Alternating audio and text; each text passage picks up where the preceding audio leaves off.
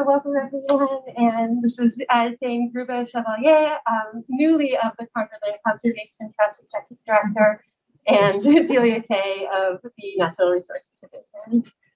Sorry, thank you. Thank you very much, Dory. So Would you mind closing that door? I think it might just be a little less distracting for the folks in here. So thanks everybody for coming, and for those of you who are joining us on the screen. We're very excited about this presentation. So I'm the worst slide advancer, so you're gonna have to just bear with me. There we go. I wanted to start out a little bit on the history of lawns, how we got here to the point where it's part of the American dream. So lawns were developed really in the 17th century in Europe. Wealthy landowners basically could show off the fact that they could pay people to come and use scythes and other equipment to keep their lawns trimmed. That they had that wealth, and it was a status symbol. And in the late 18th century, both Washington and Jefferson also they idolized European landscape design as well as architecture, and they promoted this idea of the lawn as well as non-native plantings. So the top picture being George Washington's estate, and below is Monticello. And then with the industrialization in the mid to late 18th century, mid to late 19th century, lawnmowers became a fixture. And with those lawnmowers, everybody had access now to the ability to have this little bit of a lawn.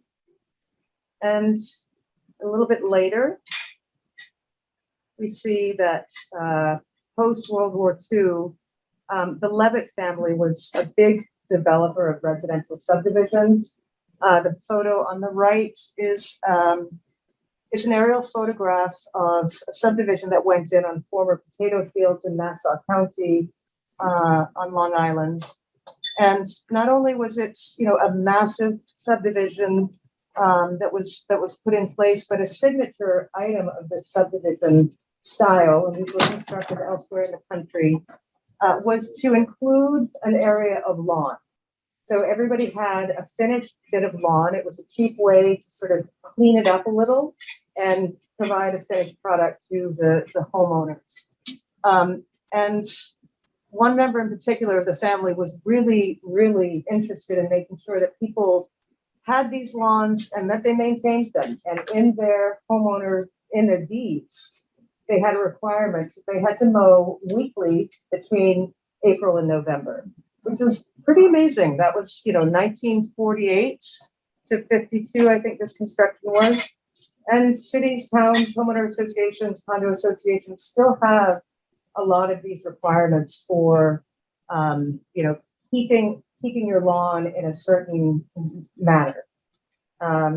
So that sort of brings us to where we are now, with all these lawns. It's still, it's still seen as a symbol of wealth and status, and you've made it. You've got the American dream kind of thing. So we're now hopefully turning that corner a little bit, and probably, in the last few decades, scientists have started sounding the alarm on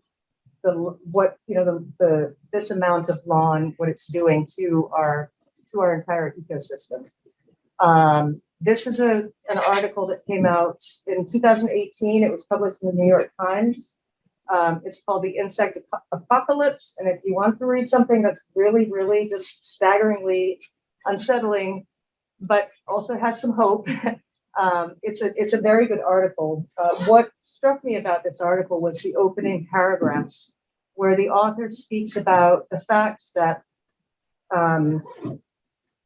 remember when we were kids and you would drive down the road at night with your family going wherever you were going, and you would get there and the windscreen would be covered in insects. You couldn't clean them off. It was so, and who has that experience now?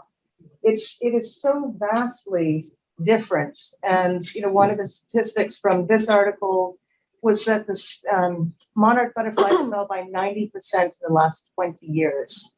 And rusty patch bumblebee, which has once lived in 28 states, has dropped by 87% over the same period of time. So there's a real problem, and lawns are contributing to that condition. And I think everybody in this room and on the call, I think you're aware and understanding of that, and you're looking to do, the next step, which is great. And I'm delighted to have such good attendance for this. So I'm sure many of you are familiar with Doug Tallamy. He is a researcher at the University of Delaware. He's written a couple of books, Bringing Nature Home on the left. I think it's 2003. I have a copy here, which I'm happy to pass around. And he wrote another one more recently called Nature's Best Hope. And his whole thing is just, let's change the curb appeal. Let's get away from lawn. And okay, you need to have a little bit of lawn where you can have your activities, your kids have some room to play, but let's cut it in half, or let's do what we can, because it's really up to every single person. Not, everybody has to be part of this effort to change this titanic ship of these lawns and getting them into being something more sustainable and with a better diversity. So he's probably the most articulate person that I'm aware of that can explain, both in talks that he gives as well as both these books. They're very, very approachable. He can tell, he just articulates, you have no insects, and you don't have on the right there is an eastern bluebird with a caterpillar larva in its mouth that it's using to feed its young. You don't have the insects, you're not going to have the baby insects. And, then if you don't have those, you don't have the bluebirds, and you don't have the Cooper's hawks that feed on the bluebirds, and up and up and up on the food chain. So those are tremendous books. They're very good resources if you have not read those. The other thing just to point out in parallel to that is that according to USDA, 3/4 of our wild flowering plants are insect pollinated. If we're losing all of these pollinators, we're losing all of these wild flowering plants as well. And the analogy, and I'm probably going to get this wrong, but the analogy of the frog in the bucket, right? So a frog in a bucket is in cold water, and the water is slowly heating up, and the frog doesn't even notice when it's boiling. And that's kind of what is happening with us and this lack of insect life.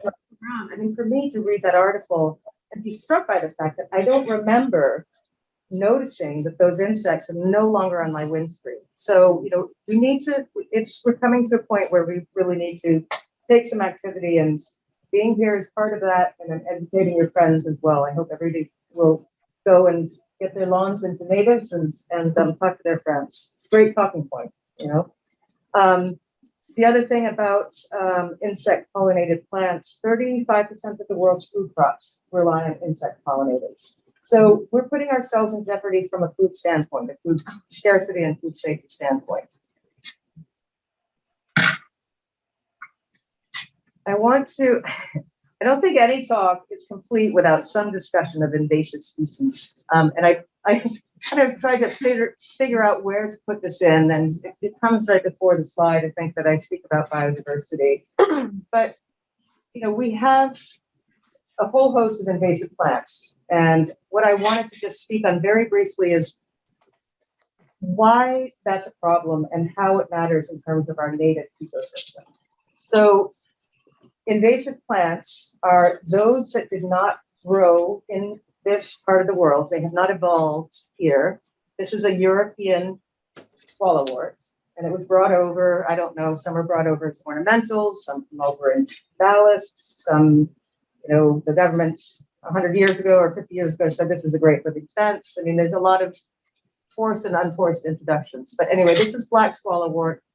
It's in the milkweed family, and we have, as many of you know, we have our native milkweeds, which are host plants for monarch butterflies. Monarchs have evolved over hundreds of thousands of years to only feed on Asclepias, on the milkweed itself. There are several different species of native milkweeds that they feed on. Milkweeds contain cardiac glycosides, which are toxic.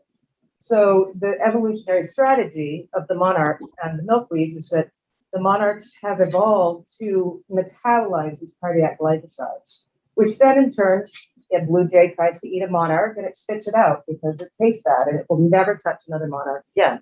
So the monarch gets this, enhanced benefit of having these poisons and having evolved that ability. Now comes the swallowwort, and the way that female monarchs find milkweed to lay their eggs is based on scent receptors. So there's a similar scent that is emitted by these non-native invasive swallowworts. Any monarch that lays its eggs on this European swallowwort, it's 100% mortality for their eggs. So not only do we need to be planting milkweeds and other pollinator plants, we've got to be ripping out the swallowwort and the other invasives that are can be equally damaging to other species as well. So the next couple of slides, I just want to speak about the climate resiliency aspect of why do we want to get rid of our lawns? And I'll talk about each of these just very briefly. So in the US, 40 million acres of turf grass cover this country. And that translates to about 1.9% of coverage of land. And that might not sound like a lot, but it's the size of New England, which is a remarkable amount of non-native turf grass that provides no benefits to any of our pollinators. So lawns, we're learning and documenting more and more about how sterile these environments are. They're non-native turf grasses. So the perfect lawn is a carpet. There's no, it has total uniformity. So you step on it and it's just, it's Kentucky bluegrass or it's some non-native turf grass, as opposed to our native grasses, which tend to be clump forming. So the fescues and those sorts of things, as opposed to this, which is a sod forming. It's great on your feet, but none of our native bugs are eating it. The mowing strategies that we employ, where you cut it every week before it's flowering, let alone even setting seed, there's no nutritional value to it whatsoever. So I'm going to talk a little bit later about some strategies for areas that you do want to leave in as lawn, what you might be able to do to improve the ecological value of the remaining lawn.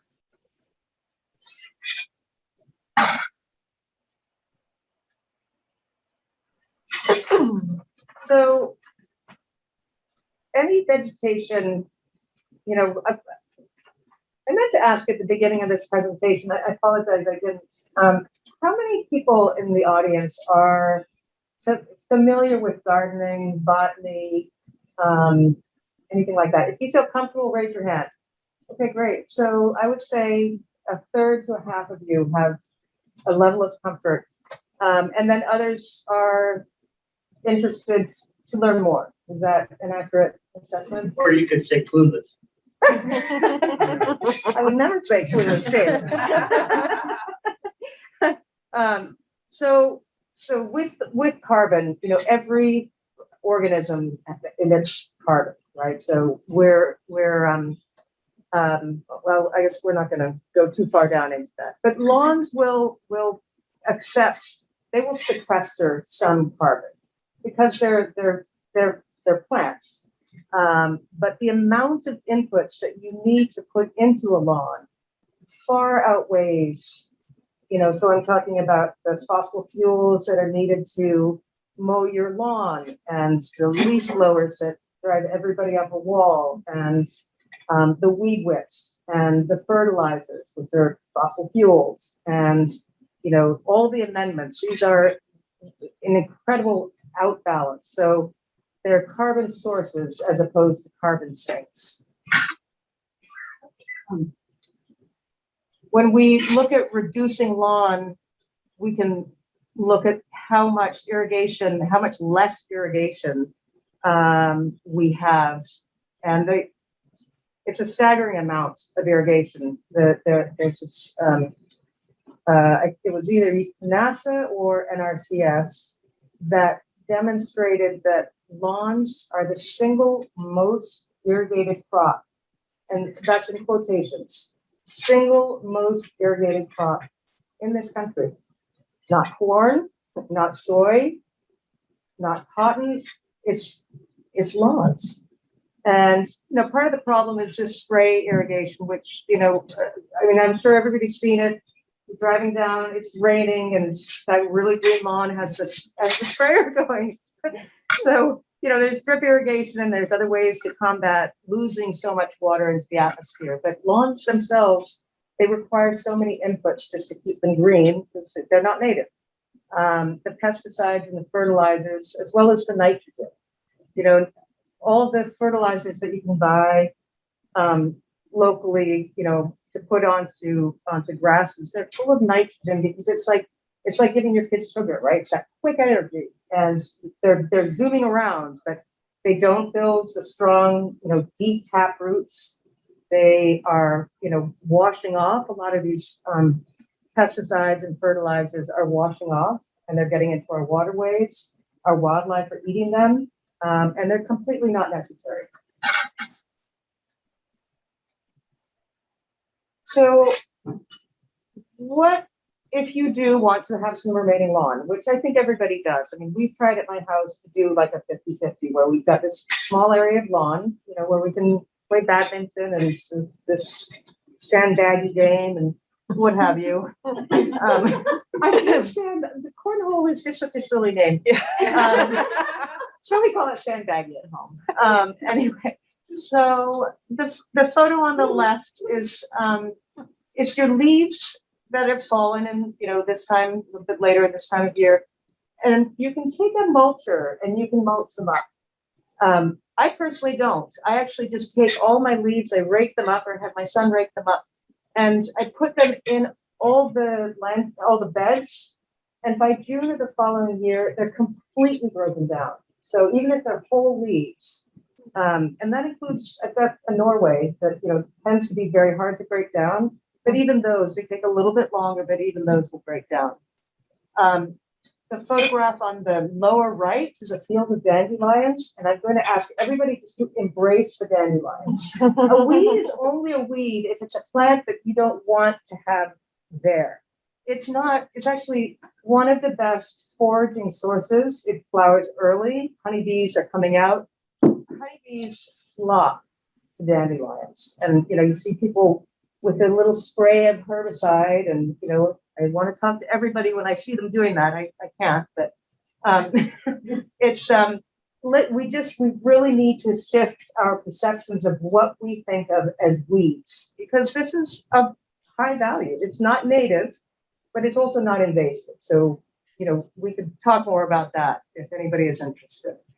I don't have a photograph on it here, but set your mower to the highest height, so they don't go that high. If you have a brush hog, it goes a little bit higher, but, you don't have to cut it way, way down. And if you leave it higher, you're watering it less. It's allowing it, the ability to get a little bit deeper of a root. And it will provide a little bit more ecological value at a higher height. Maybe some of it goes to seed. And then on the top right is a goldfinch. So, it's starting to go past flowering. I have in my yard tall thistle field thistle and tall coreopsis. And they're great pollinator plants. And the thistle right now is going to seed, as is the coreopsis. And I've got flocks of goldfinches that are coming in, and they're just voraciously eating all these seeds. And they're hilarious to watch because they're all fighting over. You have like 10 of them on these little, very flimsy looking plants, but these, it's so light, I guess. But anyway, so it's a delight to see that. And then after everything has migrated through and you've provided this benefit of food sources for them on their way south, you can leave those stems. I think it's a really nice winter interest feature. If you don't love it, just cut it to 18 inches, because what that will allow is all of our native pollinators, they overwinter in these stems. So if you can leave those stems in place, you're then putting in, a new sort of crop of next year's pollinators right there in your yard. So before I turn this over to Jane, just very quickly want to talk about a few projects that we're working on for pollinator meadows. Harrington Park is on the top left, and that's Will. They're putting down a tarp we put down this spring, and we'll be seeding that later, in the near future. Haywood Meadow, we started doing pollinator plantings there with 300 swamp milkweed in 2015, 16, whenever the drought was. Anyway, we had maybe 50% survival, but it's doing quite well now. And then obviously black-eyed Susans. And then 2 years ago, we put in like a 700 square foot, very dedicated. It was, fenced off for a couple of years. We put in different plugs, about 150 plugs of various pollinator plantings. To really just have that be like a demonstration garden. And then right out front, we're going to go, you probably saw coming in all the milkweed. So I don't know if you can see it. Let me see. Right here is on this largest leaf on the right-hand side is a monarch larva. And we harvest, it sounds wrong. We took in 5 of those monarch larvae here in the office and raised them. That is one of the monarchs that we let go a couple weeks later. And it's wonderful. I mean, the chrysalises look like a little piece of jade with these gold dots on it. It's a great project. So we had a lot of fun doing that. And that's just letting those milkweed just do their thing out there. And then last year, working with the farmers at Barrett's Mill, there's that area right in front of the Red Barn. Barrett House is in the background. We planted about 2,000 plugs of various pollinator friendly plants. And so that, and Jane, I think will go into this a little bit with the strategy. The idea was to plant it last fall and then this year to cut it when it gets to be a height of 12 to 18 inches, which keeps down the weed seeds and then allows the perennials, our pollinators, to develop these deep roots and then come back the following year. So we're really excited to see what it looks like next year. And Jane has some additional, a lot of additional information. I'm going to pass this over to you. With the mouse. That's okay. I think it's the down arrow. Is that right? I can't. Or the side arrow. How are you changing it? I was in it just with the mouse. I was just rolling the mouse down. Oh, okay. So it's on the track like this. Yeah. Okay. So I like to begin by kind of qualifying my inexperienced experience, because I'm going to talk a lot about how you design and install and maintain landscapes, but I am not a landscape designer. I am not a landscape architect. In fact, before 2016, I couldn't identify invasive from a native. And so really I'm speaking to those in the audience who indicated that you also have no experience, and that this is very possible to do and to learn by attending workshops like this, by checking books out of the library. I did a lot of that, and looking into recommended online resources, etc. So I'm here to say that this is very doable if you're feeling a little intimidated. So, okay. So I'm going to talk about just what I said, how to make a plan, what are some of the things you can do to install your habitat, and then what are some of the maintenance requirements after you've transformed your lawn into habitat. And so as Delia and I were speaking in preparation, we said, think big, but start small. And I think she even outlines that in her brochure. So if you've got the money, you've got the resources, you've got the time, hey, go all in, have at it. That would be amazing. But I think for many of us, we don't have the time and we don't have all of those resources. So starting with a project that is manageable, that you can grow into, is probably the best way to begin. And I give the analogy, it's a little bit like when you first moved into your house or your apartment or your condo. You didn't kind of do it all at once and you were all set and done, but you kind of grow into the space, and over time you make changes and tweaks, and you can sort of approach this in the same manner. So with that, sort of the best way to begin is simply to start observing your space. Note the places where you socialize. Where do you tend to gather for your barbecues? If you have children, where are they playing in the landscape? Do you have a swing set, a play structure there? Where are they kicking the ball and throwing the ball? You have a dog. Where what piece of lawn does your dog own? What real estate is theirs? What are some of the pathways that get used over and over? You always take your recycling out this way and down this part of the lawn. Or here's where, when my friends come over, they move from the front to the back of the lawn. So you're identifying all the spaces that are in use. And then you kind of flip that around, and now you look at all the spaces that are not being used, that are essentially, quote, wasted space, that are just sitting there as lawn, not being useful. And so you can start analyzing the areas that you might consider wanting to convert. So in the upper left corner, you have a corner of your property that you can pick. In this case, it abuts part of the house. Just begin in that area. That's a nice, small, easy area to start to think about. You can look at, if you've got a side yard, that's the next photo. A lot of people have a little gap between their house and the house next door, or there's maybe a gap from the side of the house to the forest next to you. And that can also become a really lovely space to kind of think about a garden or to start a meadow. Look for the natural features or contours of your property. So in the bottom two photos there, you've got a tree line that exists. And so in this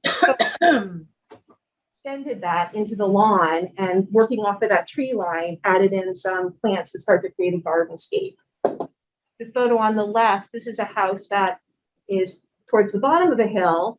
And so they interrupted that hillside by installing they're going to be installing some habitat there. And that's both kind of breaks up the space, but it's also very useful in that as the water is running towards your house, those new plantings are going to help absorb and take in some of that water, so less water is coming at your house. I think it's also helpful. You live in Massachusetts. A lot of us have a lot of wet property. So if you've got one of those areas that's really wet and your lawn never grows there, you just don't know what to do with that, that could be another wonderful space to introduce plants, native plants that really like a wet foot. And then one of the spaces that I just think about all the time as I drive around our area is that bottom right photo. I observe a lot of houses that have these beautiful front areas with this semicircle of space with their driveway. And I always think, oh my gosh, that would be such a beautiful space for a meadow. It's contained, it tends to not be too large, and the maintenance, I think, would be relatively simple in a space like that. So again, part of this process is making these observations and thinking about the little nooks and crannies and spaces where you might begin to take that lawn and transform it.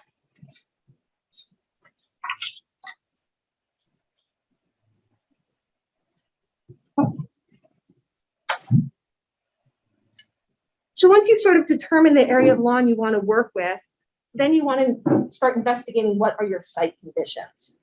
And that's really important because different plants have preferences for different site conditions, and you're going to want to make that match. And so I'm going to talk you through some of the things you need to think about when you're considering your site conditions. So imagine, you might be able to do this now. You might already know the space on your lawn that you're thinking about. So you're going to want to start looking at that spot and observing, what are the sunlight conditions in this area? Is this a really sunny space? And if it is, then what you're getting is about 6 hours of sunlight a day in kind of that peak window of 10 in the morning until like 4 in the afternoon. That's considered full sun in kind of the garden world. If you're looking at a partly sunny space, then that tends to be more in the range of 3 to 6 hours of sun. And some of that sun spills into the afternoon hours. So when you're reading about plants, it says part sun. That's what you want to be thinking about. On the other hand, if it says part shade, you're still kind of in that 3 to 6 hour window, but now you're really looking at more shade toward the afternoon. So you might get, in this photo, you can see there's some shade from a tree. To the left, there's a little more dappled sunlight there. Those are the kinds of conditions that exist with part shade. And then the other type of condition is full shade. And I think some people think that means 0 sunlight, but not really. You're really talking about less than 4 hours of sunlight. And there are lots of wonderful natives that are actually adapted to this ideal condition. Oh. So after you think about your sun conditions, then you want to start thinking about the moisture in your soil. How wet is this area that you're looking to transform? And the simple way to investigate this is to do what's called a percolation test. And it essentially just means dig a hole about 1 foot deep, 1 foot wide. You want to fill that hole up with water, let that drain away, fill the hole again with water, and then stick a measuring tape or a ruler into that hole and observe the drainage over time. And the general rule is if you're getting about 1 inch per hour of drainage, then you're really retaining a lot of water. You have a very slow drain. This is probably a wetter site condition. If you're kind of draining 2 to 3 inches per hour, then you have fairly good drainage. The water is moving through at a good rate. And so that's more of a medium site. You can think of it as a medium site for your plants. And then on the other end, if it's draining at about 4 inches per hour, then you're really not retaining water. That's really considered a site that's quickly draining. And you probably have more sandy soils, for example, which kind of leads into the third site condition you're looking at is, what are my soils? And kind of a down and dirty test to do is to simply grab some of that soil where you're looking at, and you want it to be moist. You don't want it to be in a puddle or super wet. You just want there to be some moisture in that soil. If you grab that soil in your hand and you open it up and that soil holds its form, and then you just kind of poke it with your finger and it falls apart, you're probably looking at what's called a loamy soil. And that's kind of considered ideal. It means it's higher in nutrients and the water is well drained in that type of soil. Thank you so much. Bye, Mary.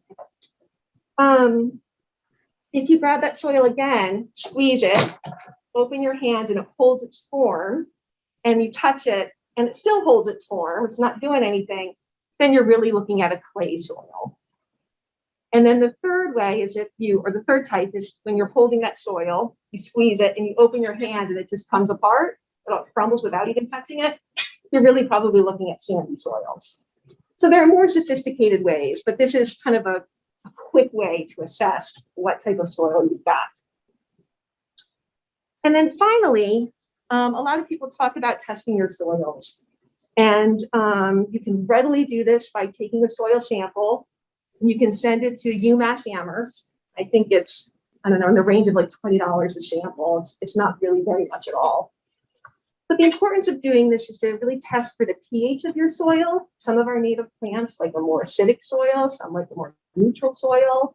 If you're going to put in, for example, blueberry bushes, they commonly like a more acidic soil, so you might need to make an amendment if that's what you're going to want to do.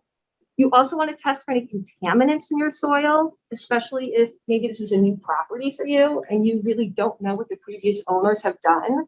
Then you're going to want to find out, because you may not at that point, if you come back with some contaminants, you may not want to be installing plants that are going to feed the wildlife that Delia was talking about, because that contamination will get uptaked into the plants themselves and then passed on to the insects, and that's not good for them. So you may want to focus on plants that will actually help filter some of those contaminants first. And some people think you should test because you're going to find out what nutrients or minerals are missing, and then you're going to want to make amendments. But when I speak to people who our ecological landscapers who really know a lot about native plants, they say, no, don't touch it. You know, our native plants are really conditioned for these poorer New England soils. So it's really better to just leave your soil alone. The test isn't about how am I going to amend it.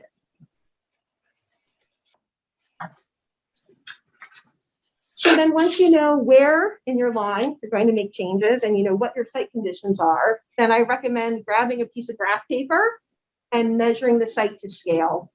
And this is a design I did for a roadway island in Lincoln, and I actually created it on my PowerPoint because it was easier for me to do on the computer. But it's just as easy to get a graph of paper and measure your site to specification. And then note key features. Here I had, in the center there, I had an oak tree that I wanted to note, and that dotted perimeter is kind of what's referred to the drip line. That's where the edge of the tree is.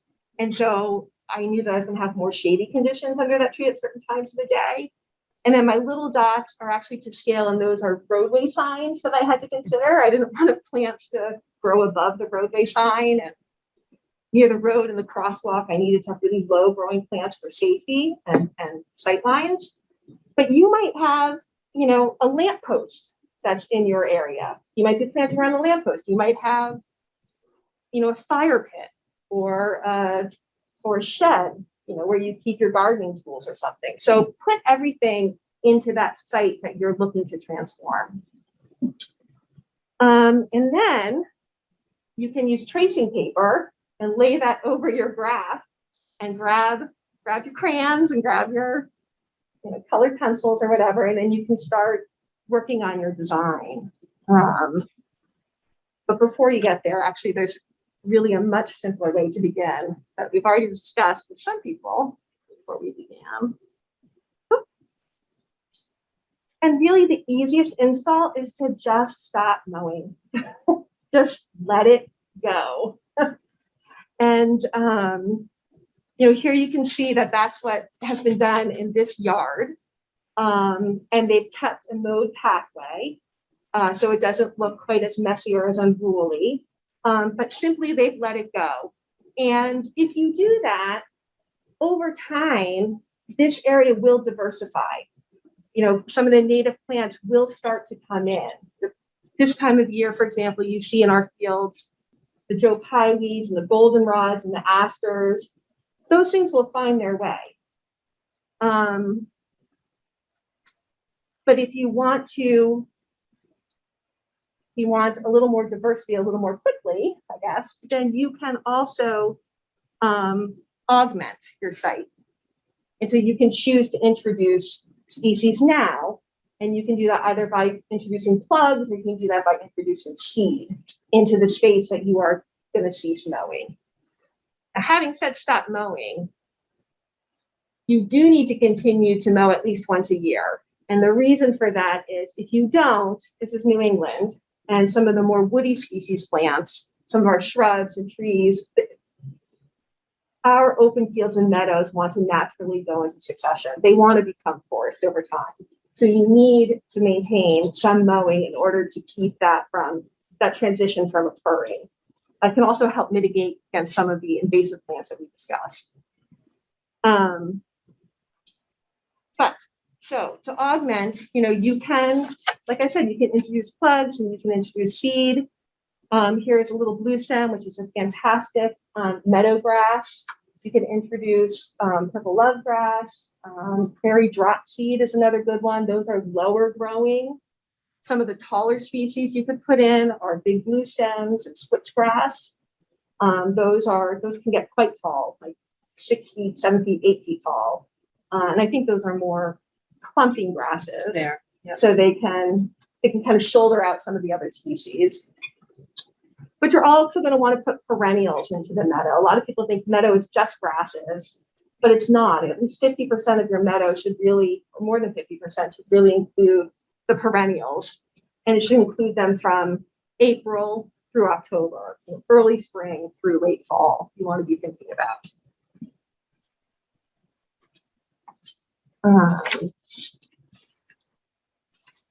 Then use your grid to keep track of what's happening over time. So you can note on your grid what's coming up on its own. And if you choose to introduce plants, you can mark that on your grid as well. And meadow is really dynamic. It's not like set it like a garden and it's always going to look this way. It's going to change over time. And those changes are important to note. Which plants take, which plants are lasting, which plants are less happy here. And that's giving you feedback and information about how you might want to enhance that space.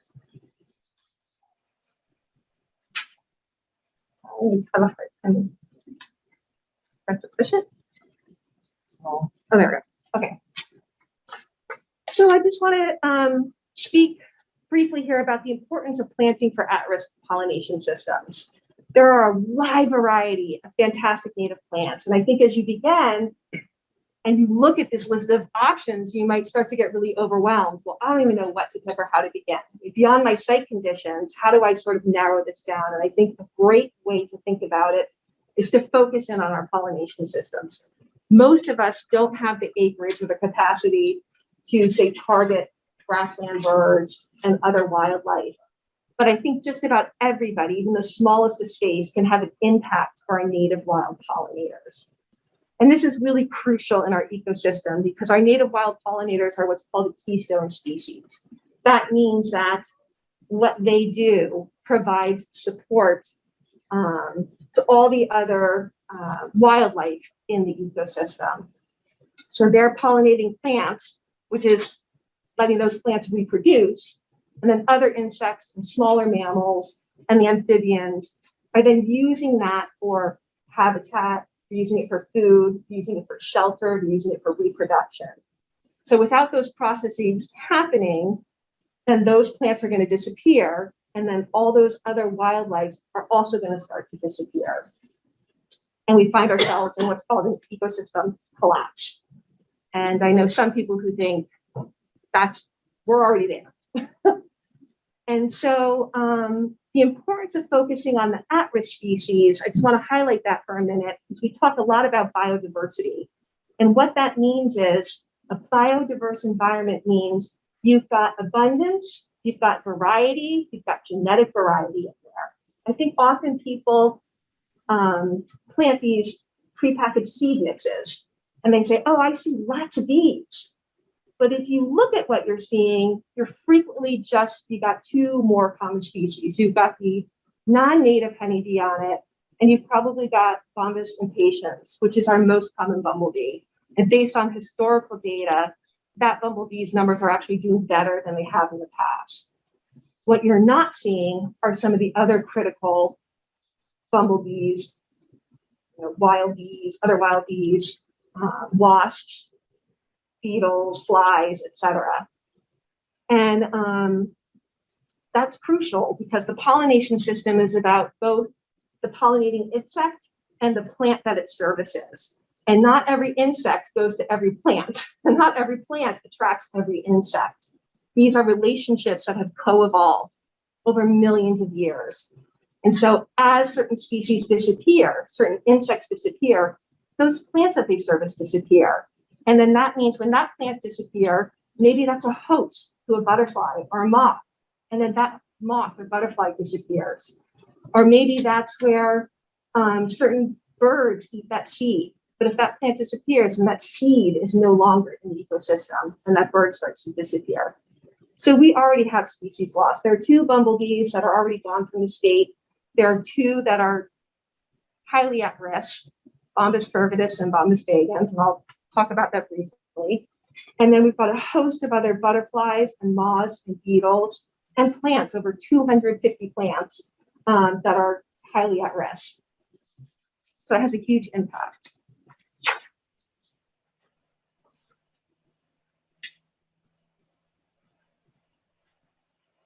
So how do you know what these plants are? So there are 2 tools to reference. One is the Plant Finder for pollinator species at risk, which was created by Dr. Robert Jagir. He's a biology professor at UMass Dartmouth. And the list he's created is dynamic. It means as gets more research and more data, more plants get added to the list. And this is a really easy way to focus in on that planting palette that you're going to want to use in your meadow or your gardenscape. And he tells you which is providing pollen, which plant is providing nectar, because you want both pollen and nectar in spring, summer, and fall. That's crucial because that's the full life cycle of these insects. Many of us plant just for summer. Maybe we get a few plants in late fall. But if we're doing that, then we've already lost the battle. You really need to start focusing on the spring plants. A lot of those are missing in our landscape. And his plant finder tool lists those plants that we need in the springtime. Can you read that link to us? Sure. If you just go to jagearlab.weebly, so that's GEGEARLAB.weebly, that'll get you to his webpage, and then you'll see he'll have at the top of his menu, it'll say plant list. And if you click on that, you'll get to this resource. What's his name again? Robert Jagear. Jagear is spelled Gegear.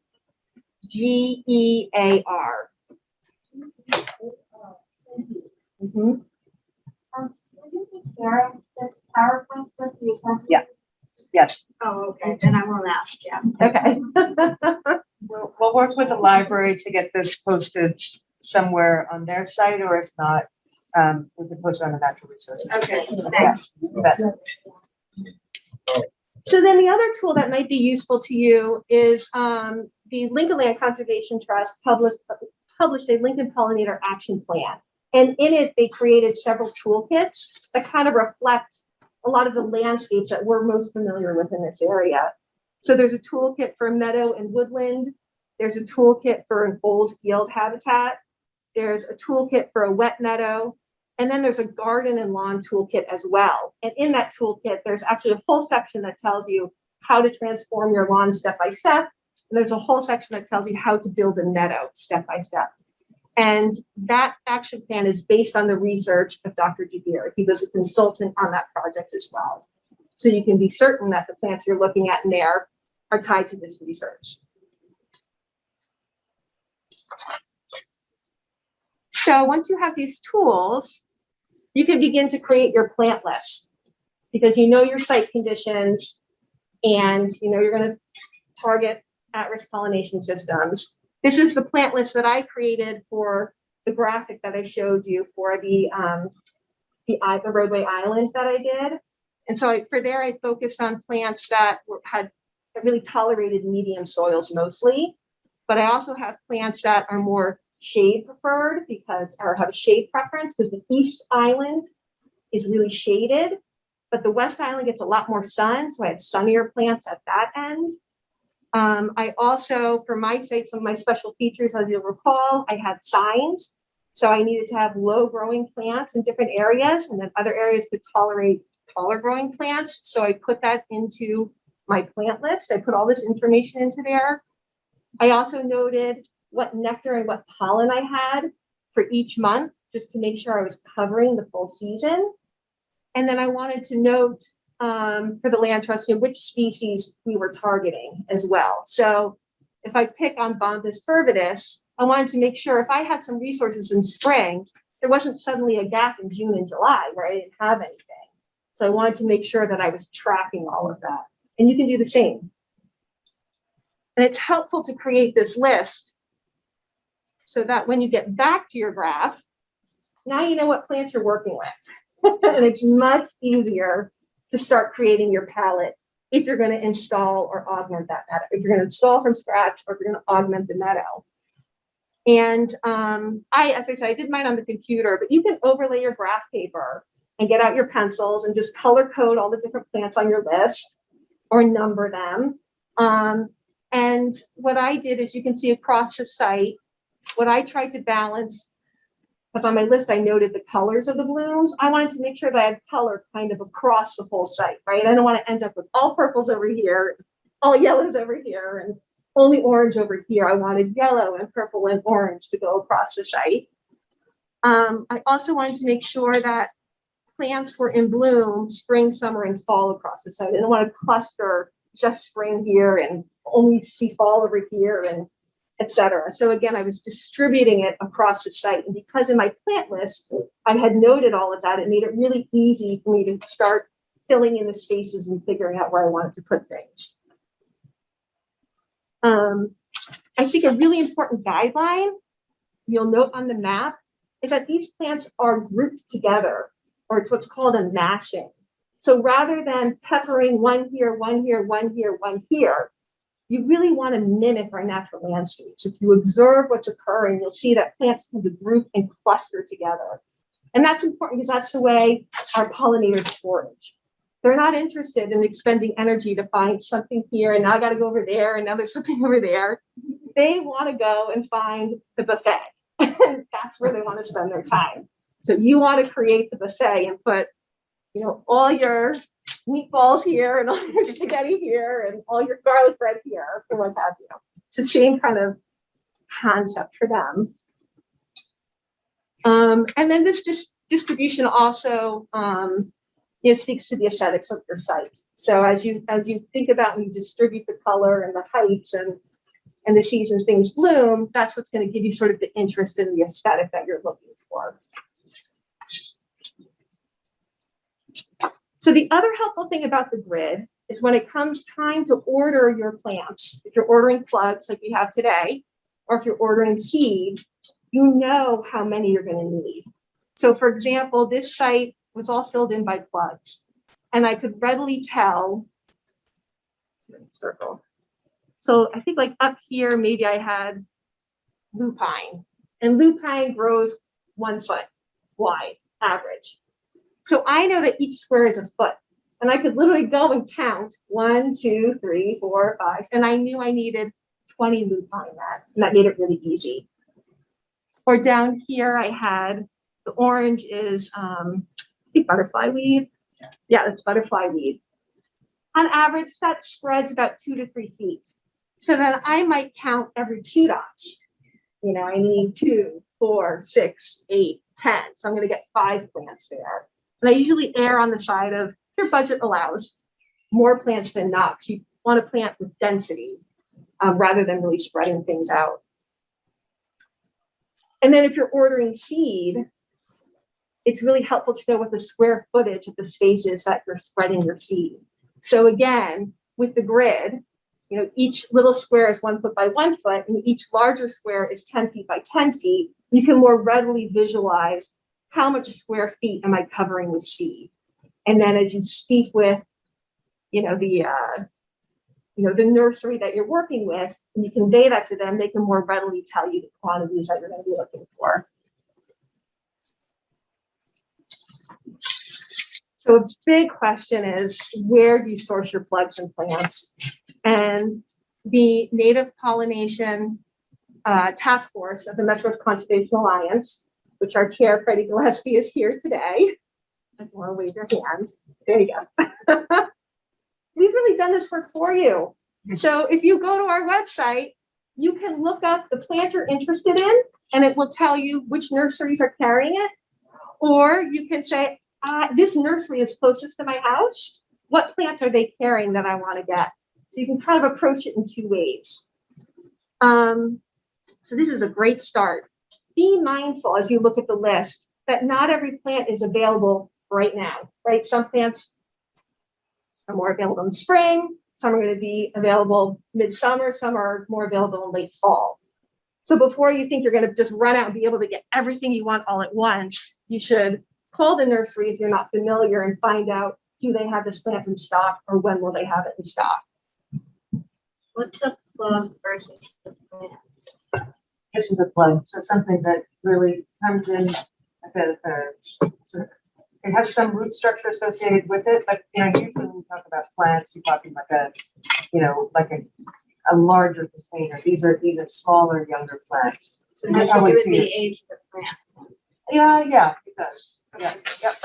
What are those letters stand for? I'm new to the area and I don't know what the NPF or whatever. That's the Native Pollination Systems Task Force. And they're part of what's called the Metro West Conservation Alliance. And that's a regional group that encompasses the 36 communities in our watershed. That's the Sudbury, Assabet, and Concord watershed.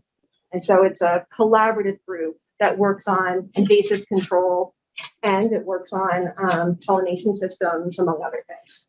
So if we Google the native pollination system task force, we can find this list of nurseries and whatnot. Hopefully, it's there. Okay. Yeah. It's not that easy to find. Sure. Okay. So Yeah, Google it. I understood that's what you were saying. Yeah. So I think I spoke about the seed already. The grid being helpful for determining sort of the square footage needed. For both your plugs and your seed, you really want to specify that you're getting straight native species. You're not getting a native cultivar. You're not getting cultivar. You really want to specify straight native species. And most of the nurseries that we've pre-screened are doing that, but it's always good to ask. And you want to make sure that they're not applying any pesticides or what are called neonicotinoids to either the plant or to the seed, because that is detrimental to the insects that are pollinating them. So you want to clarify that that's not occurring. And if you can, you want to try and source from what are called local ecotypes. You want to find plants that were propagated from seed as close to home as possible. And that's much harder to do, but I think I was showing, anyway, Adam Cole, who I photographed, who was on the previous page, for example, he propagates native seed. Blue Stem Nurseries is now doing that. Wing of Prayer Nurseries in Cummington is doing that. So nurseries are starting to pay attention because there's increased demand for this sort of thing. And it's important to express that so they start to stop these things for all of us. Let's see. Okay, I gotta pick it up. So if you are not just letting your lawn go and you really want to start with a blank slate, there are sort of many methods you can use to prepare a site. I'm going to talk about 3 that I'm most familiar with and that I actually have experience with myself. And the purpose of this is you are eliminating the lawn and you are eliminating the vegetation and you are trying to eliminate whatever seed bed may be there. So one way you can do it is you can solarize. And I think Delia had pictures, right? Will was doing some solarization as well. And I had the details on that, but I'm not going to go into it because in the interest of time, but you can look that up. You're basically cooking the lawn that's underneath. And there's sort of a specific way that you need to do that. You need to make sure you tuck the sides and it's really well sealed in. Another method you can use in the middle is you can rent a sod cutter. And as you move the sod cutter over the lawn, it's going to pull up the turf. It's going to pull up the sod. And you can roll that up. And what will be left is the dirt that's underneath. And the sod, you can compost that. Some people use it. I guess they've stacked it and they make features with it. They make a little mound and then they plant on that, which is kind of interesting. I don't have experience doing that, but I've read about it. If you sod cut, you're going to lose, a couple of inches there. And that might be fine with you, especially if you're putting in plants, they're going to fill in. That might not matter to you. Or you might want to put some loam back in just to raise the elevation of that. I should say with the solarizing as well, you're going to kill everything. You're going to kill all the organisms that are in the soil as well. So after you go through that process, you're going to need to introduce, substrate back in. Whether you're doing a blend of compost and loam, you're going to need to put something back in there because it's really nutrient dead at that point. And then the other way is cardboard mulching, essentially. And it's very similar to solarizing, except you're using cardboard instead of plastic in a lot of ways. And again, you should look up these processes, or you can speak to me afterwards and I can talk you through the steps. But with that, you're also kind of smothering. And then you can either put like a leaf mulch on top, let that sit for about 2-3 months, and then you can plant into that. Or if you can't wait, you got to do it now, then you can prepare that and immediately add on top about 4 to 6 inches of, loam or a blend again of compost and loam that you can either plant directly into or you can seed. And then you'll want to put some sort of mulch on top of that as well. And for mulch, you're looking at seed-free straw, you're looking at salt marsh hay, or leaf mulch is a great option too. Okay. So, installing plugs. Plugs, as we discussed, are basically plants that are started, and you're looking for a plug that has a nice 3 to 4 inch depth to it, because that's a little more established than seedlings like the seedlings you can get, or the root bear things. Those are a little bit harder to start with. I would look for them. Some people want to feel like they've already got a well-established meadow. You can invest in getting gallon-sized or 3-gallon-sized plants. But I'll show you in a minute. Plugs grow really fast. So I'm going to show you this little plug here a year later. Don't be afraid to use plugs. They're going to look little in the beginning, but they're really going to take off. And this slide kind of steps you through how you actually plant your plugs. But I'm not going to go through that because you're going to be able to access these slides after. And in the interest of time, I'm going to keep moving. So this is that plug almost to the day a year later. On the left, that plug, which is a purple flowering raspberry, was about no more than 10 inches. And a year later, it's about 3 to 4 feet. So they really take off.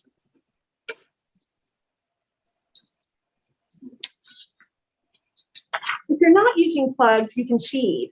And one of the ways to seed is it's called broadcast seeding, and that's doing the seeding by hand. And that's very manageable. Thank you so much. That's very manageable for a small area. If you've got a much larger area, then you're probably going to look at some mechanized process using a seed drill or something. But I think for most of us, we'll be able to just broadcast seed. And again, this slide steps you through those or walks you through those steps. I'm going to blow through in the interest of time, but you'll be able to reference this again after the fact because this will be posted. You can do both. You can put in plugs and you can do seed. And that's an example here. On the left are some plugs of Joe Pye weed, and then to the right, we spread seed of the native self-heal. So you can do a combination. For maintenance, if you're doing a planted meadow or garden scape,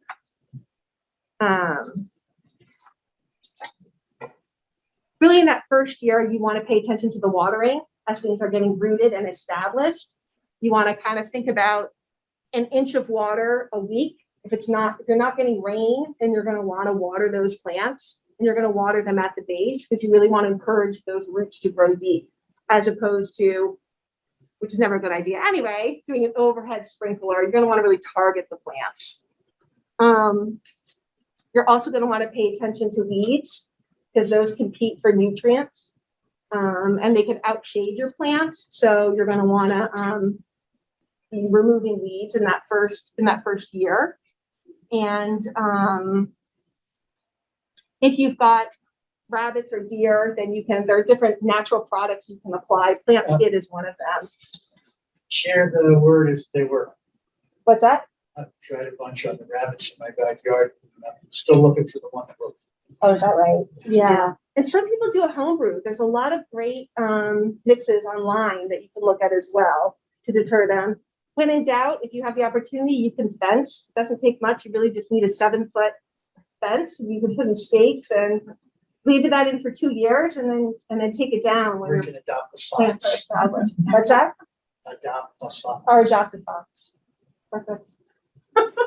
Yeah. Year 2, you may also still need to water, although your plants are getting more established. Continuing weeding. Any plants that are broken, you can prune them. Any plants that still have growth but are broken, you just prop them up. They'll keep going. It's kind of the same maintenance, but hopefully a little less intensive. Hopefully less weeds, less watering. And in year 3, things should really be well established at that point, and you really shouldn't have to water at all. Many of our native plants are conditioned to adapt to drought. So I keep an eye on things. If it's really bad and things are wilting, certainly give them a drink, but they should be at a point where you don't have to think about watering all the time.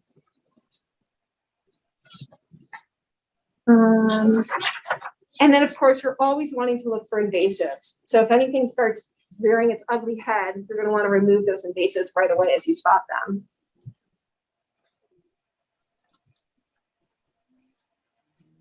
For a meadow, you know, I think year one, set your expectations.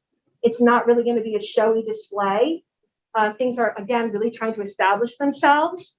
And you're going to have both your perennials coming up and your weeds coming up. So you're going to want to kind of keep that meadow at an 8-inch height. If it starts to get beyond that, you're going to want to cut that back down because that's going to keep your weeds from propagating, but it's not going to interfere with your perennials.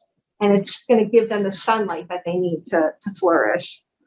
And you may need to water. You know, if it's seeded, you're going to need to keep watering that thoroughly to encourage your plants. In the second year, some people say to cut the meadow in early spring, and other people say not to. I didn't cut our People for Pollinators meadow, and it did fine. So that's my personal experience. But you might want to pay attention to the weeds again. So most weeds will sort of be outcompeted, but there are some other weeds that sort of try to take advantage of that second year. Some really common ones are burdock and Queen Anne's lace, and the third one, parsnip, wild parsnip, I think. So when those come into bloom, you can cut those or mow those, and then that will help take the energy away from them so they'll continue to propagate. But your plants are getting stronger. And really in the third year, again, that third year is kind of the magical year where you really don't have to do much. But the ongoing maintenance for a meadow is you do want to mow it. And a good rule to follow is think about mowing it, or think about mowing a segment of the meadow each year. So rather than all at once, keep some habitat each time. So if it's a smaller space, mow half and half every other year. It's a little bit larger, maybe break it up into thirds. But you're always going to want to be keeping a portion for the wildlife, but you're also going to want to mow again to keep those woody plants at bay and the invasives at bay. These are just a summary of the steps. If this really intimidates you, hire a professional. And a great resource for finding professionals is the Ecological Landscape Alliance. And I know we have someone in our audience today who's a professional, so if you want to connect with them, feel free to do that. The appearance thing, some people will say, but it looks messy. As you've seen, one of the strategies is to keep pathways mowed in it. It makes it look more intentional. It leaves space for you to walk around. It gives more enjoyment to the space. You can also put up signage that says, hey, look, I'm establishing habitat here, and it's educational for people. I like that. All about the education. And people are legitimately concerned about ticks as well. The same meadow that you're establishing, the same garden that you're establishing may attract ticks. And so one way to manage that as well is to keep mowed spaces where you can move around, where your dog can move around, where your children can move around and not be impacted. And, or you can put in like a wood chip layer. They tend not to cross the wood chip barrier. So if you put kind of a wood chip between where you want to be and where your plants are, that can also be helpful. I'm done.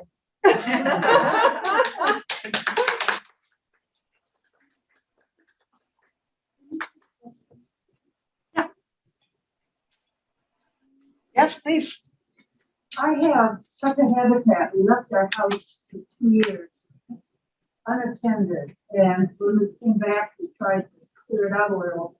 And I have so many places where I have wasps or hornets in the ground, and I keep getting stung. I don't know what kind they are. They're in the grass too. They go to the hands, and they follow me to the house. What can I do humanely to get them to go away, or is there an exterminator anybody recommends? I think, you know, people say That's a tough one. I mean, there's a lot. This time of year is yellow jacket season, and they're in the ground and they're hard to avoid. I personally don't have a good way. I don't have a good solution for you other than if when you know where the nest is, just stay clear. there is somebody who comes at night and digs out. Good. And I think. Maybe your skunk? Some of it. I'm not sure who that would be. I looked it up, I think it said skunks or raccoons. Yeah. would do that. Yeah. But you don't, I don't like to poison it, I No. have a vegetable garden and that's not. So you all agree, don't do anything? I mean, I think, yeah, wait for the frosts. I do think though, if it's in a place where you are a lot, and particularly if you're allergic to it, then I think you do have to do something. And if that means treating it in a way that you might not like, that might be important for your safety and the safety of other people. So do consider that. But if you But they can, do come back the next year, don't they? Besides- Not necessarily in the yeah. same place. right. Oh, okay. But there are, yeah. What about poison ivy? Recommend dealing with that. So it's a native plant and it provides extremely good winter wildlife food. Yeah. So it is aggressive though, and it's getting worse with climate change. The toxins in it are getting more concentrated. The way that the town manages it on our conservation lands, where we have it adjacent to trails, we will do like a vinegar salt, like an Epsom vinegar water solution within a foot of the trails to keep it at bay, so it's not conflicting. If you Google poison ivy and vinegar solution, it comes up with this solution that you can spray on it. Getting back to the very beginning of this talk, the systemic, not aesthetic zeitgeist that the lawn is a symbol of wealth, affluence, are native to the suburbs, etc. So if we as a community wanted to start to get at that, not going to like go to every property, the realtors would go berserk, everybody would go berserk. But this town subsidizes or taxes, dirty word, but in various ways, all sorts of things that it wants to encourage or discourage.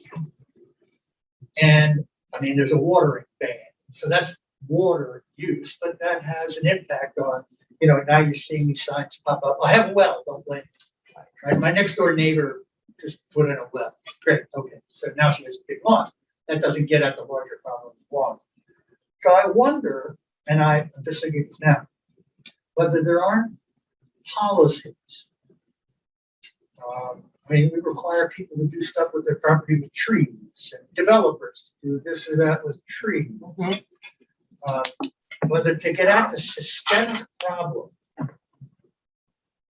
built into the suburbs in America, that's something more systemic than these people in this room has to be considered, thought through. You probably want to make it voluntary, the details be for a conversation down the road. But I just wanted to plant the seed. Yeah. As me and Picatoy did. Right. I think that's, Policy approach to this. So if somebody has X percentage of their property in lawns, we tax people's property when they're on the edge of water. That's basically a property value thing, but we do a lot of things. It's, to the degree, in my opinion, it's a pain in the ass, quite frankly, a pain in the ass, but a systemic. right. Thank you. I think that's an interesting way to look at it, and I think that is well worth exploring. Yeah. And could I say something? I'm watching.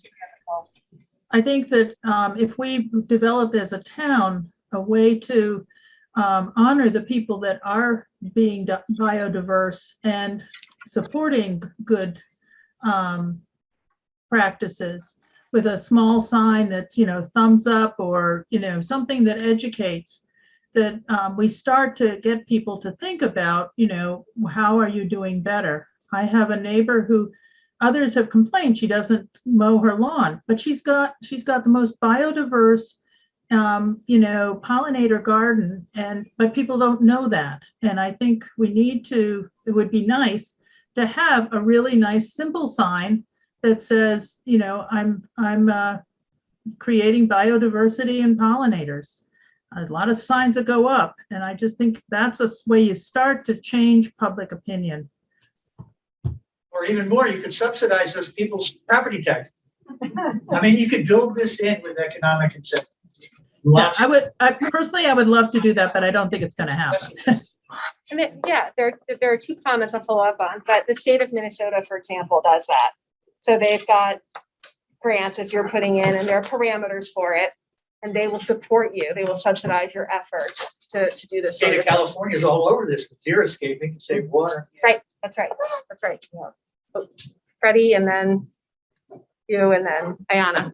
I just wanted to briefly say that the Native Pollination Systems Task Force is approaching this from a traction perspective.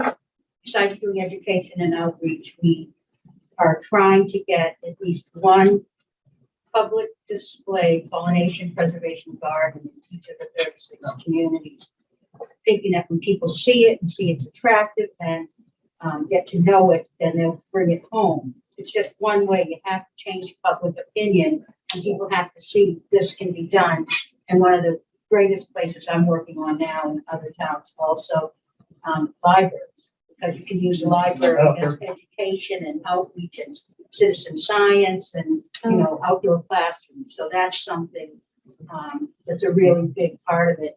And another thing we're doing, Somerville passed the bylaw, but in Southborough, actually have a hearing tonight. We are, without a specific bylaw, we've been able to use existing low impact development requirements for all the developments that go through site plan. In the past 3 years have been almost 100%. The required plantings need to be 100% straight species native. Nice. Now, whether they actually install those, we come back later and say, now you didn't install it, so we're that phase, but it starts somewhere. And we have a private prep school that did a dorm installation, and the end result from the beginning saying can't be done. The landscape architect attended the last planning board meeting and said, with this final presentation, there was nothing negative about this. It's 100% native to Southborough, and it's thousands of plants and maybe a half acre of fall pollinator. So Lots of ways to get at it. Yep, for sure. Aesthetic. I just moved to the area and I'm trying to figure out what's growing on my property. And I don't know if it's a weed, if it's native, if it's invasive. And I'm a weeder, so I tend to be aggressive. But I know there's probably some good stuff there that I don't want to be removing. Do you have an app recommendation or websites? Because otherwise, I'm just going to get frustrated and I'm going to pull it. So if there's something you can recommend, I would really appreciate that. iNaturalist is a great one. It's just iNaturalist. That's the one that I'm most familiar with. I know that there are others. There's one that I've seen friends of mine have. It's called Seek, SEK. And then another one is called Picture This, but I think that Picture This you have to pay for it. No? No, okay. And Plant Snap. Okay, great. Thank you. And actually, a combination of that can really be helpful because one site can say one thing and another site can say another, so if you can cross-reference. Yeah, that can be helpful. I think plants, it's either iNaturalist or Plant Snap, or maybe both of them, has sort of a social media feature, which sounds awful, but actually can be really good because I've walked and identified something. I'm like, ooh, I got this right. And I click on it. I'm like, I identified this. And then somebody else walked by a day later, is like, actually, no. Yes, that's iNaturalist. It's They have actually experts this actually one. review it. Yeah. And we're close, but they are. And this is really helpful for me because it's a learning experience. Yeah. But there's no personal data being exchanged because I was notified that I got my flower wrong. Yeah. Great. Also, I have a really great triangle that's very visible. If I put a sign, almost all of you will see it because it's, a commonly used road. But it's bordered on each side by Norway maples, and I'm told that they are have a root system such that nothing will grow. So am I? Should I just avoid this area entirely because No, I mean, my Norway maples will? I have a Norway kill maple everything? in my backyard, and it is you know, it has such a dense canopy that it provides extreme shade.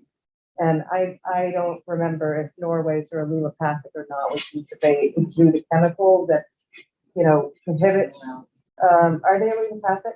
I don't think so. Yeah, I don't think they are The either. root system was so fibrous. So I've got a dense carpet of, there's cinnamon fern, Solomon seal, sweet woodruff, which is not entirely native. But it replaced the vinca that was there, which is horrible. One step at a time, right? Yeah, one thing at a time. So yeah, I would definitely try for it, but you're gonna look for deep shade plants. What's Okay, wrong with vinca?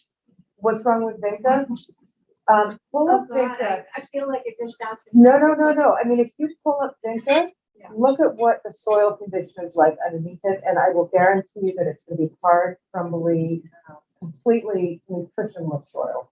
Oh. So, yeah, so Oh, vinca God, is, Either love it or hate it, I think. I know. It is a very early spring flowering plant, It's so, very pretty. You need it for ground cover somewhere. yeah, if you have to walk on it and, you know, leave it in your pathway. But this person raises, this person raises an interesting question. So like I have a white pine. So there's all the acidity that comes down from that, and that changes the ecosystem underneath. Yep. I have other trees or plants or bushes, I wouldn't know what the hell they're called, but they have different thirst levels and are competing for the water. Right.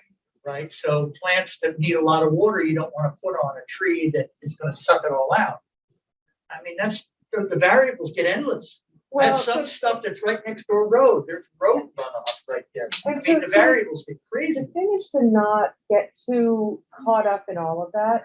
And, you know that under pines, it's gonna be acidic, and it is hard to grow a lot of stuff under a pine, but blueberries like acidity, so put in some low bush blueberry and see, because they're also low bush blueberry is the understory, forest understory planting that you see, it's all over the Cape. Any of the Cape plants of like the vacciniums, huckleberry and dangleberry, those will be fine under pines. As you look at the Cape and the islands, it's all pitch pine, red oak, and these, these vaccinium understories that like acidic. But if you really just want to see, as Jane was saying, you're gonna plant a bunch of different things, and some things will do well, given the conditions that, I mean, you can only figure it out so much. Some things will not, and they'll teach you where they want to be. So I have unfortunately 3 questions, but I will keep them short. Okay. One is grubs all over my lawn. I've tried milky story.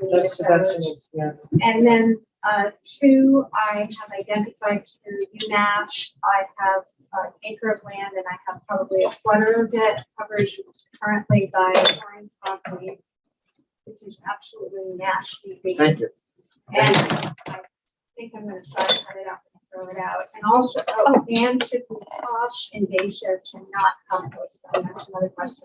And then, That's a lot of questions. and then third is moss. Is moss fine? Because moss is fine It's a over my lot of yard. native mosses, and that will do well, and, wet, often wet, but, Yeah. um, So it was grubs milky spore is what I've done with grubs, and you've had grubs. and have had success with that. Okay. Hawkweed, I don't know what You know, to tell most you. people don't know. And then- It's structure and it Yeah. takes around the silver. And then, and do you need to, because my husband and I are having a conversation, which is, if we dig up the hogweed, can we take it to the composting site? Or- Yes, so we have a dedicated invasive bin, Oh, you do? yeah, at the composting facility. Oh. It's dedicated for invasives only, so, yeah, you could also, you can cook them on a tart over the summer. Yeah, we've cooked. Yeah. We've done, we've cooked. Yeah, that's right. Very brief questions we require, and as area, and I'm happy. Do I need permission if I want to change my mind to a? No, they don't regulate plantings. Confirm that with Heather Gill, Yeah. but I am 99% certain that HBC does not look at Okay. landscaping as part of it. Good question. But is moss helpful to any pollen? Oh, gosh, yeah. I mean, so the thing with, you know, all of these insects that are in our environments. And Janet, I see that you have your hand up and I will get to you in just 1 second. Yeah. Every single insect plays some role. We understand 2% of insects. So as long as it's native, don't just let it be. Hi, Janet. You're on mute. Hi. You're- Okay, so I have been to a number of these presentations and done quite a bit of reading, and I still find it quite confusing.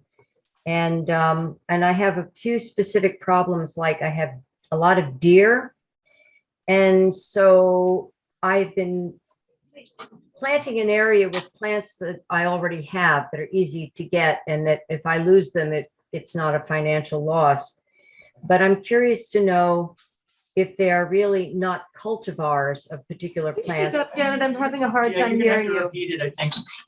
Delia, just Okay. repeat. Can you just, let me see if, so you're gonna have to speak way, my volume is all the way up.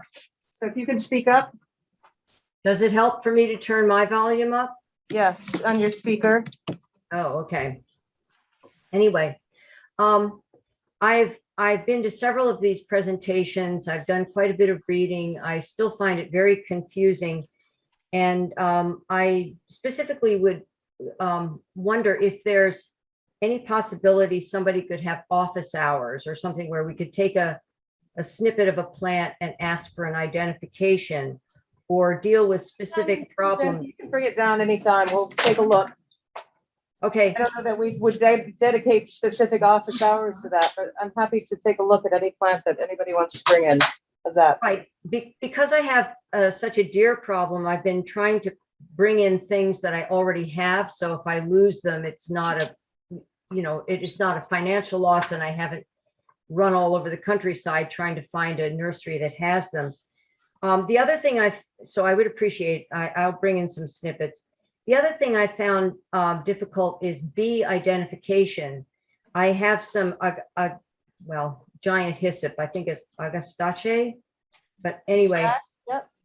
it has lots of bees on it, and later on it has a lot of goldfinches, and they really love it.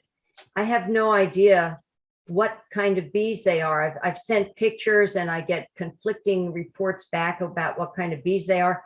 I found the Beecology app. I just can't figure out how to use it. So I would love to plant flowers that the Fervitus need, but I'm not sure what a Fervitus, I mean, I can see a picture of it, but I'm not sure when I see the Fervitus, the bees on my plants, whether they're actually Fervitus. So So with that, I don't think that I can help you with that, Janet. I mean, I'm learning the bees myself. Maybe we'll have a presentation on that.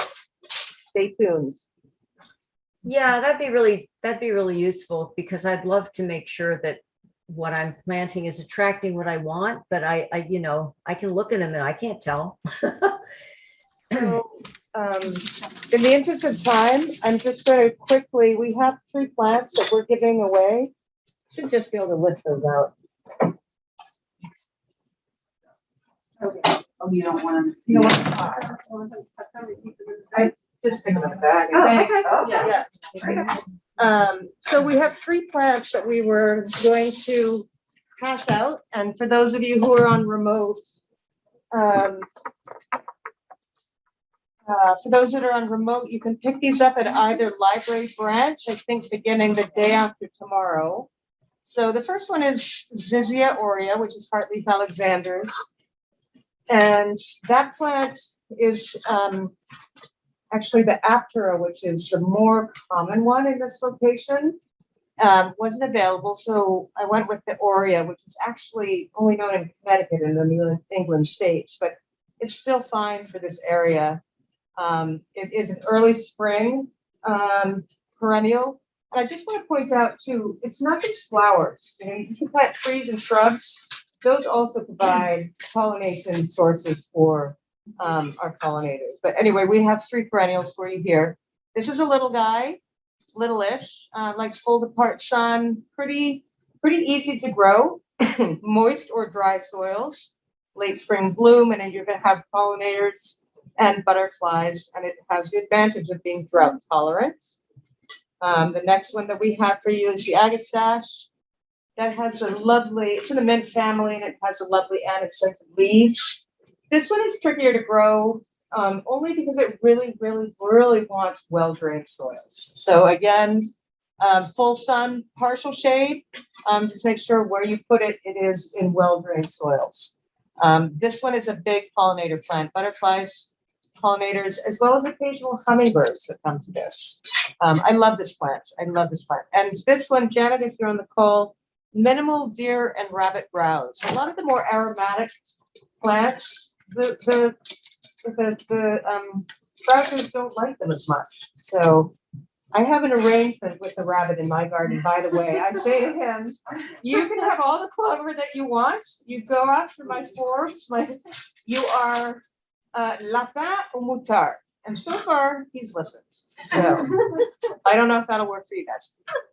This is swamp milkweed, and the name is swamp milkweed, and even in the description, they say moist soils. I have this growing all over the place in drier areas of my yard. It's all over Haywood Meadow, which is dry as a bone. So I don't believe this to be so necessary of moist soils. I also find this very easy to grow, and also a very good pollinator plant. And again, not a lot of deer or browsing on it because it's got those cardiac-like sides. So we're going to send you home with those three. And thank you for your patience. I know we went over a little bit. If anybody would like, we can go on a very quick little pollinator walk to show you what you don't want to do. Essentially. Because what you'll see out there, anything that you do will look better than that. So thank you all for coming. Very much appreciate everybody's attendance. And thank you all for being on the call. If anybody wants professional help with this transformation process, go ahead and sign up right there. I'm Jane with Resiliency.